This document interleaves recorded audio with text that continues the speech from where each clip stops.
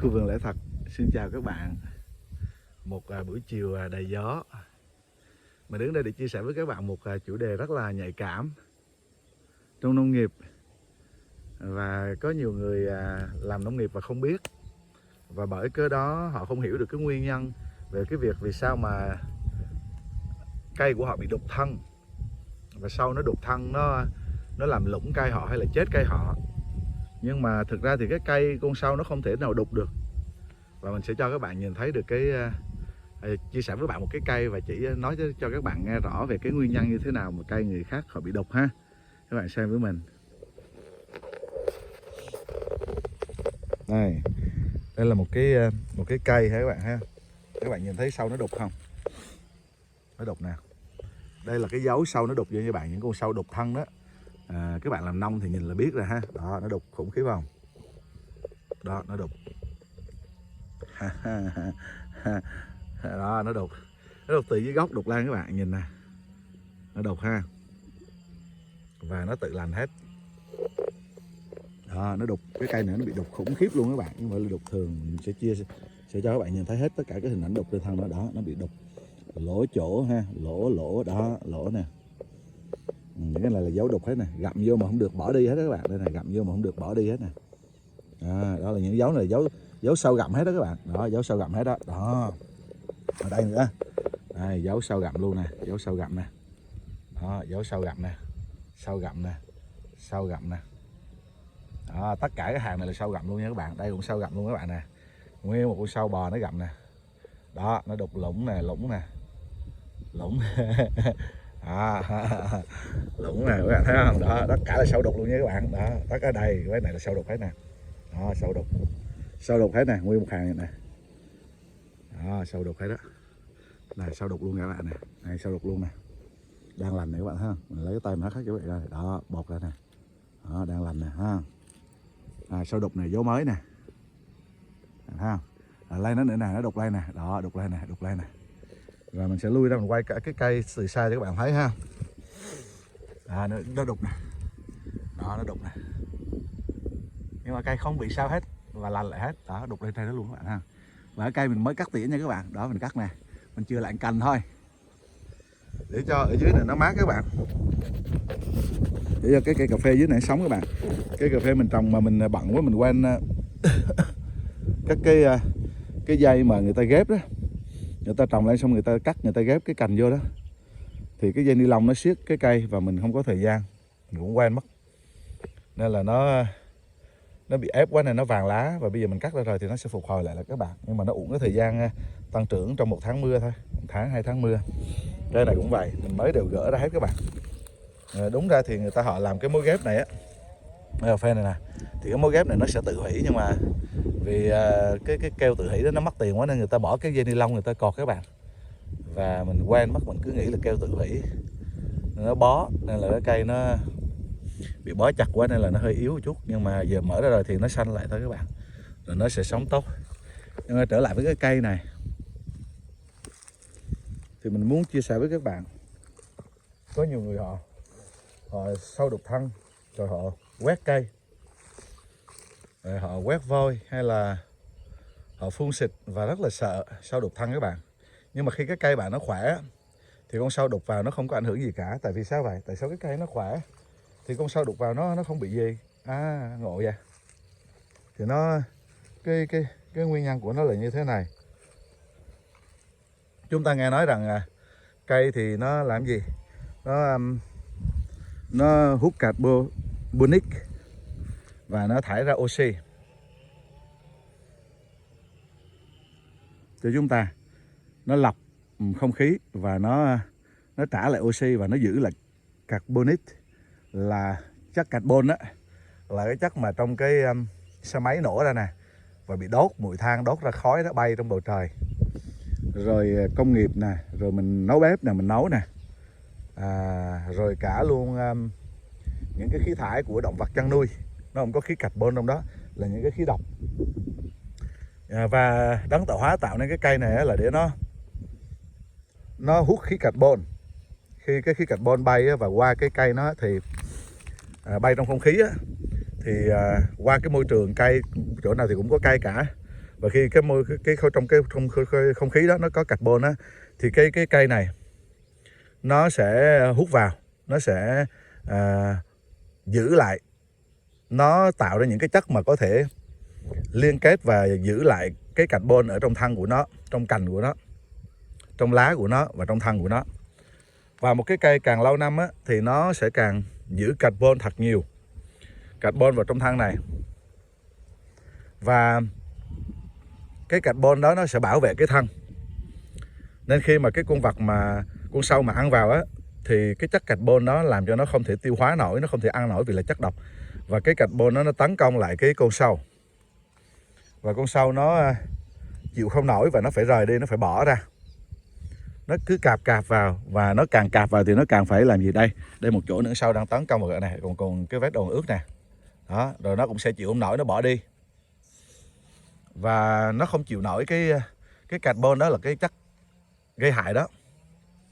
Và trong cơ thể nó thì cũng sẽ chết nó, nên là nó sẽ bỏ đi.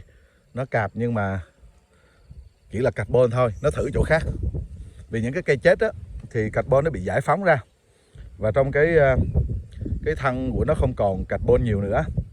Nên khi mà chúng ta phá rừng á, chặt cây á, phá rừng á, là chúng ta giải phóng carbon ra khí quyển, nên là khí quyển bị nóng lên toàn cầu. Chúng ta giải phóng carbon và không khí nó bị ô nhiễm hơn. Nhưng mà khi chúng ta trồng cây thì chúng ta đang thu giữ lấy carbon nhiều, vì cây nó sẽ lấy carbon vào trong thân nó để nó bảo vệ nó. Và đấng tạo hóa đã tạo dựng nên cây là để cho lọc không khí cho loài người, để loài người được hưởng không khí sạch và triệt tiêu đi cái không khí dư, khí thải từ động vật và con người thải ra trong môi trường.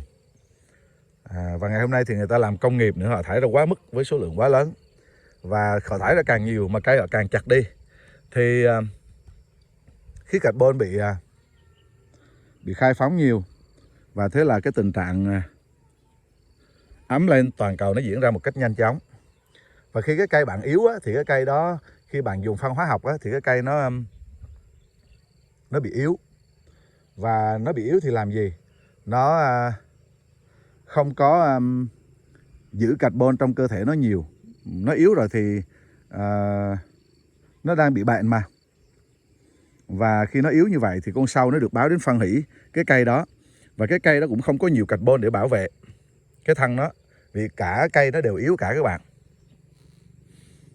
Và như vậy thì khi nó tấn công vào thì nó được báo hiệu là phải trả cái cây hủy về đất để mà phục hồi lại đất, để cho dành cái không gian cho những cây khác sống và làm cho môi trường đất tốt hơn, trả dinh dưỡng lại cho các vi sinh vật ăn để mà chuyển hóa thành phân và nuôi những cái cây khác, và dành cái chỗ cho những cây khác sống. Vì cây đó đã báo hiệu là yếu, là già, là chết rồi, giá trị thấp rồi, nên cần phải trả đi về đất để cho những cây khác sống.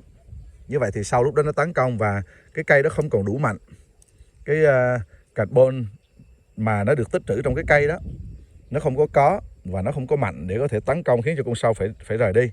Nên con sâu nó đục vào bên trong, và khi nó xuyên qua được cái lớp này rồi, cái lớp yếu, carbon yếu này rồi, cái lớp mà giữ nhiều carbon đó, nó xuyên qua được rồi thì bên trong rồi thì cây nó đã yếu rồi, khô rồi và bắt đầu chua rồi. Và cái tính chất chua trong cây nó nhiều hơn. Vì cái cây yếu thì nó sinh ra những cái tính chất chua để mà phân hủy cây, mà về chuẩn bị cho cái việc cây bị phân hủy và trả lại đất. Nên là nó càng vào trong thì nó càng trúng cái thức ăn khoái khẩu của nó, và nó sẽ ăn nhanh hơn nữa. Và như vậy thì nhìn bên ngoài thì không có gì cả, nhưng mà nó xuyên qua được cái lớp bảo vệ rồi, qua được cái shield rồi, cái khiên của cái cây rồi, là cái lớp carbon rồi, thì nó vào bên trong đó thì nó sẽ ăn. Và khi đó chúng ta nhìn cái cây bên ngoài thì ok, không sao cả, nhưng mà bên trong bị ăn rụng, ăn bị cắt đứt hết rồi. Và đến một ngày chúng ta nhìn thấy cây nó ngã xuống, nó ăn hết bên trong.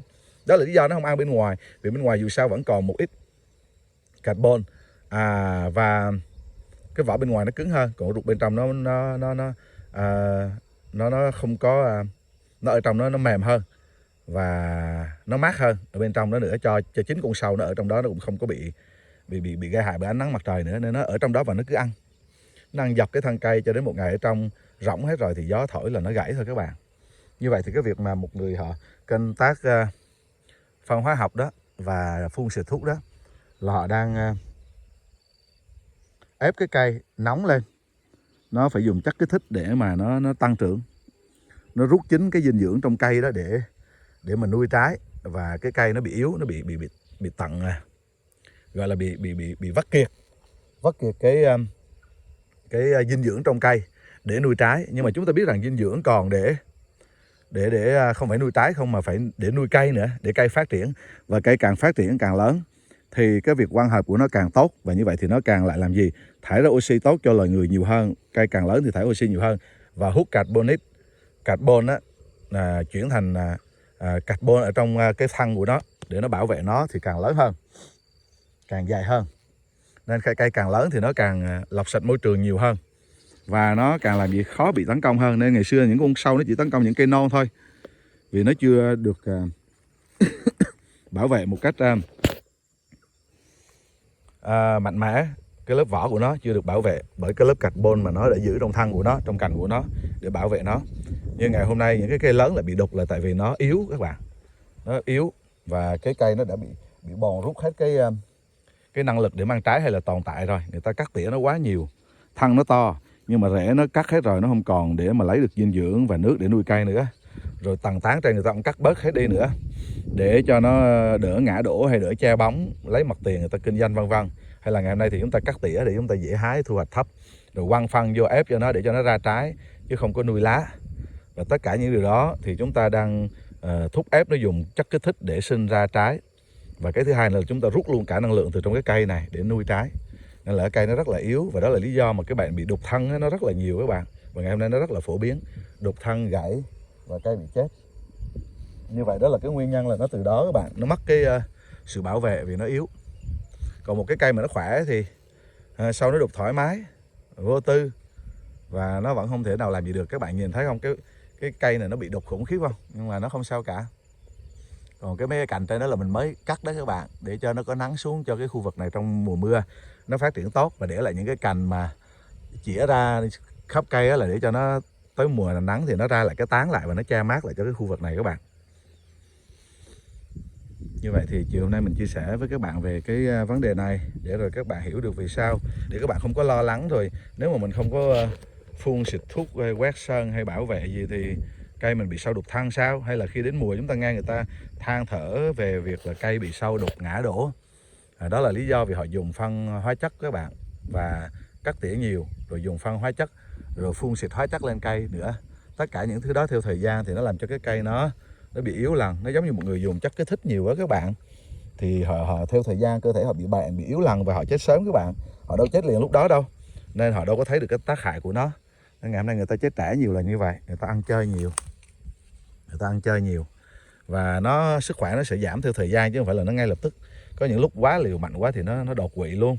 Thì giống như cái cây vậy, có những lúc quăng phân quá cỡ thì nó cháy luôn đó các bạn. Nhưng còn nếu các bạn có quăng ít nó không cháy thì nó vẫn ảnh hưởng cái cây của bạn thời gian, và đến một ngày nó yếu và nó bị gãy đổ vì sao để đục vào trong thân của nó. Hoặc là nó quá nóng đi, cây nó khô đi, nó giòn và tự nó gió, nó không còn cái độ liên kết tốt nữa vì nó yếu. Thì gió thổi nó không còn độ dẻo dai nữa, vì cái vắt kiệt ở dinh dưỡng bên trong rồi mà, nên bên trong nó khô héo rồi thì gió thổi thì nó giòn. Còn ngày xưa gió thổi cây thì nó quặt quẹo chứ đâu dễ gãy đâu. Nó là như vậy các bạn.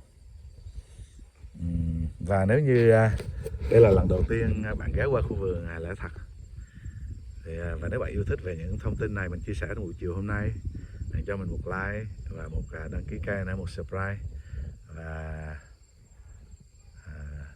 mình sẽ chia sẻ với các bạn về tất cả những kiến thức trong nông nghiệp bền vững để các bạn có thể xây dựng khu vườn một cách nhẹ nhàng và tồn tại lâu dài và hưởng được thành quả của nó một cách tốt lành nhất và nhẹ nhàng nhất. Khu vườn Lẽ Thật xin chào các bạn, hẹn gặp lại các bạn vào những vlog tiếp theo.